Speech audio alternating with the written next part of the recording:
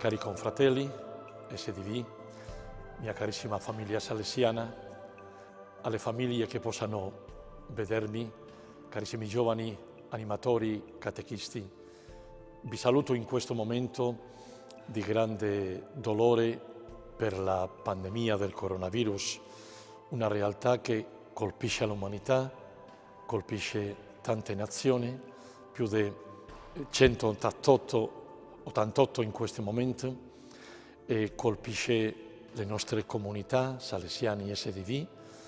Sono morti già più di 14 confratelli con motivo di questo virus. Vuol dire viviamo nel dolore e anche tante famiglie conosciute da noi hanno perduto a un amato. È una realtà dura.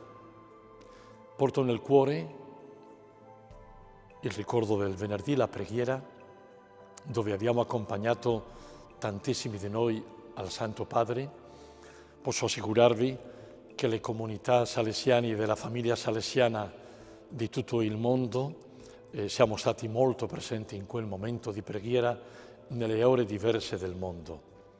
Avevo letto un'espressione che trovo molto adeguata quando si dice sicuramente mai il Santo Padre ha pregato così da solo, di meno ancora in un piazzale come è la piazza San Pietro, così grande, vuota e con la pioggia.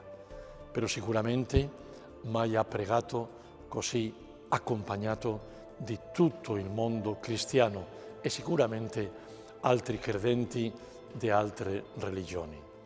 E il Papa ci ha lasciato questo messaggio, l'unico possibile con uno sguardo di fede e di speranza, con quel brano del Vangelo nella tempesta dove il Signore ci dice non abbiate paura. Carissimi tutti, penso che sono momenti per vivere con questa grande sensibilità, uno sguardo profondo di fede, una preghiera che si intensifica, si fa più forte, e un profondo sentire che in Dio abbiamo la nostra fiducia e la nostra sicurezza. Allo stesso tempo vi dico che sono contento di tante iniziative del nostro mondo salesiano come famiglia, dove con questa realtà, allo stesso tempo che si vive una vera cittadinanza nell'accogliere le condizioni, le normative di tutti i governi, delle autorità, perché così dobbiamo fare come onesti cittadini. Però è stata veramente una cascata di creatività e di iniziative in tutto il mondo, e vi dico complimenti per questo, e aggiungo, dobbiamo continuare a pensare come aiutare quanto prima a quelli più bisognosi, alle famiglie che trovano una grande difficoltà per vivere, ai più poveri, a quelli che non possono lavorare e non possono mangiare.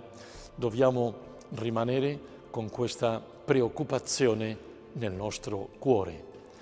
E mi sento molto vicino a tutti voi nel mondo salesiano e a tanti amici e amiche del carisma di Don Bosco. Non c'è dubbio che Don Bosco continua a accompagnarci e la nostra Madre Ausiliatrice ci porta a tutti nelle sue braccia. Preghiamo gli uni per gli altri.